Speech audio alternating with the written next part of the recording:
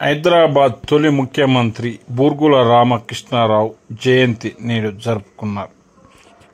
1899 మార్చి 13న బూర్గుల గ్రామం మహబూబ్నగర్ జిల్లాలో జన్మించారు. ఆయన విద్యాభ్యాసం ఉస్మానియా విశ్వవిద్యాలయంలో జరిగింది. అక్కడ న్యాయ విద్యను పూర్తి చేశారు.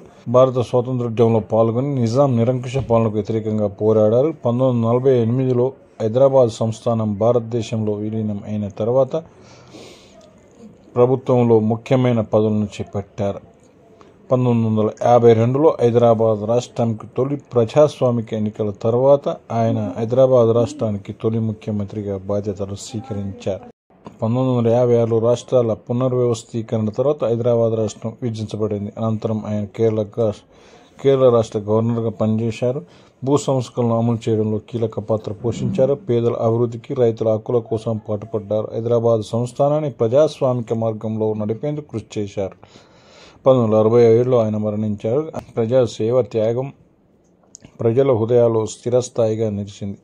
తెలంగాణలో ప్రజాస్వామ్య పరిపాలనకు బూర్గుల చేసిన కృషి మరవలేనిది. ఆయన గుర్తుగా ప్రభుత్వ భవనాలకు, రహదారులకు BARK భవన్ అని, బూర్గుల రామకృష్ణారావు భవనాలని పేర్లు పెట్టారు.